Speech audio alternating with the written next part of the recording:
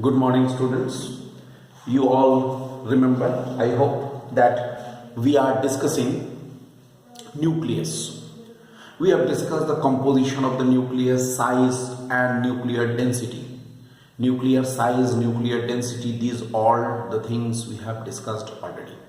Now, our discussion today is a very important discussion, you can say, that is the forces inside the nucleus. Let us now account for the various forces acting inside the nucleus, and thereafter we shall discuss something about the nuclear force. First of all, I just remind you rather, I am coming to this graph later on. Here, see. First of all, I just tell you very fundamental thing, that is nucleus, whose size is in the order of 10 to the power minus 14 meter, right? And it consists of the nucleons, neutrons and protons together. They are called nucleons, and definitely these nucleons are very close to each other. Alright, as far as we know, the forces which act between these nucleons, mainly of the two forces are very much evident. One is the gravitational force and second is the electrostatic force. These two forces are definitely acting between the nucleons. Gravitational force is due to the charges and the gravitational force is due to the masses of the particles, and electrostatic force is due to the charges of the particles. Now, what will happen? We can calculate and we can very easily understand that the electrostatic force which is there, electrostatic force is approximately 10 to the power 36 times greater than the gravitational force, which can be very easily calculated. In the first chapter of our NCERT electrostatics, class 12 electrostatics, there is a question also to determine the ratio. So we know that electrostatic force is 10 to the power 36 times greater than the gravitational force, and the electrostatic force will only be applicable in case of the two protons. Neutrons are uncharged particles, so in between two protons, and this electrostatic force which is there, that is definitely a repulsive force. Gravitational force is the attractive force, but electrostatic force is repulsive force. That also we know.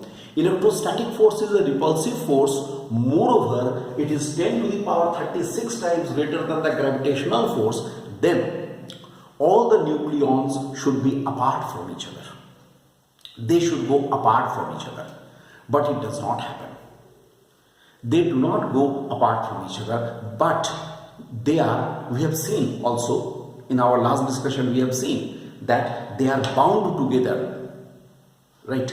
We have seen when we were discussing the nuclear density, I have told you that there is strong interaction between these nucleons. Now definitely a question arises, how is it possible? So it is possible due to a third type of force. Other than these two, there is a third type of force, number 3, third force which is there acting, that is the nuclear force. This nuclear force is a very strong force. It's an attractive in nature, due to which this happens.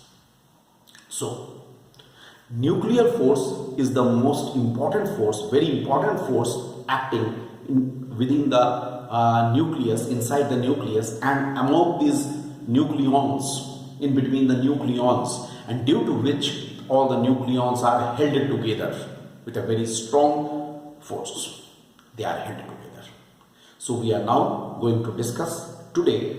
We are going to discuss first regarding this nuclear force and its different aspects. Nuclear force. Let us now list the important properties. Let us now discuss the important properties of nuclear force. First property. Nuclear force is a very strong and attractive force. It's a very strong and attractive force. Just to know how stronger it is a very strong and attractive force. How strong it is, we can write here the ratio of these three forces. Gravitational force is to electrostatic force is to nuclear force, and that comes out to be 1 is to 10 to the power 36 is to 10 to the power 39. Look, this we are getting.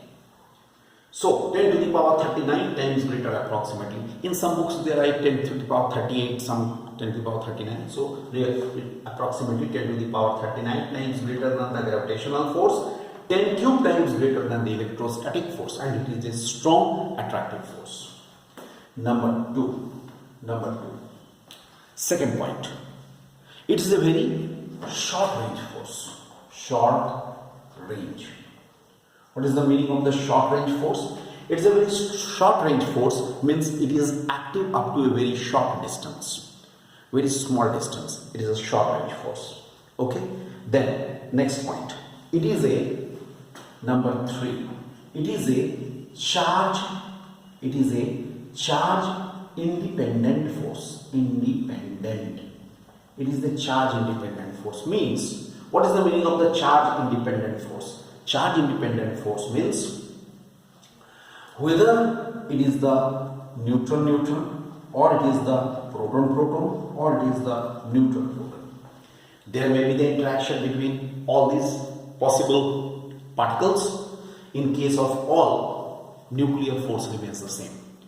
Although for protons have charge, neutrons do not have charge, but in all cases this force, that means as far as the nuclear force is concerned, that is the same. It means it does not depend upon the charge, that is, it is a charge independent force. But it is a spin dependent force. It is a spin dependent force.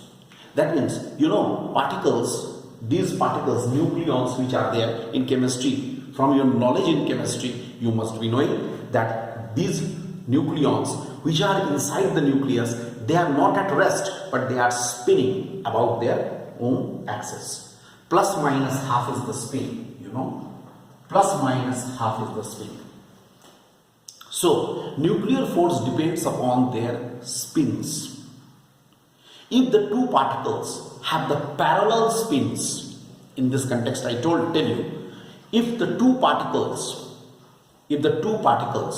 neutron, proton or anything inside the nucleus, two particles have the parallel spin, if they have the parallel spin, then the nuclear force is maximum, and if they have the anti-parallel spin, then it will be minimum. For parallel spin, it is maximum. For anti-parallel spin, it is minimum. Right? This is. Then number 5.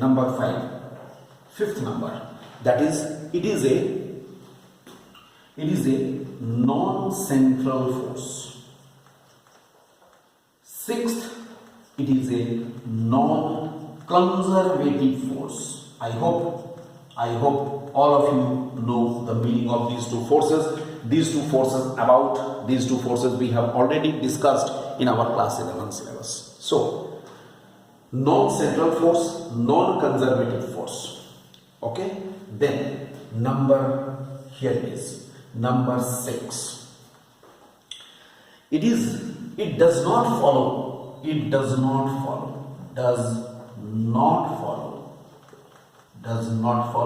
inverse square law. It does not follow inverse square law. So inverse square law is not followed by it.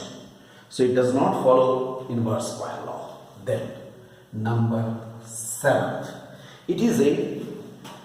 This force has a saturation effect. This force has a saturation effect. Right? This force has a saturation effect. That means after a particular limit, this force becomes constant, almost constant.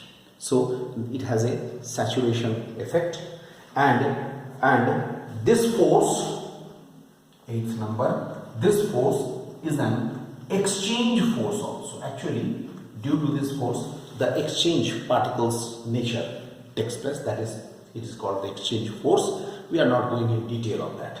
Lastly, ninth property.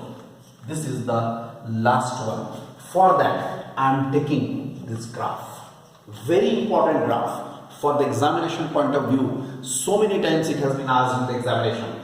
So please be careful. I want to discuss the nuclear force, the nature of this nuclear force with the distance, variation of the nuclear force. Now, in the ninth point, I want to discuss the variation of the nuclear force with the distance between the two nucleons.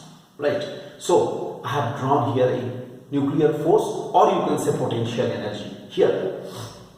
Actually, the potential energy will also indicate the nuclear force. It will be very clear from this graph. This graph is plotted graph of potential energy of a pair of nucleon, for a pair, two particles of a nucleon, as a function of their separation के साथ. ये देखो, first ये study करो इस graph को. This is the potential energy axis, and this is the separation. Here is 0, and this is the separation. This horizontal axis is showing here as the separation between the two nucleons. So separation between the nucleons, isn't it? So this point now we are going to discuss. Okay, so in the next lecture I am continuing this here, the ninth one here, ninth point. All right, I will be continuing it.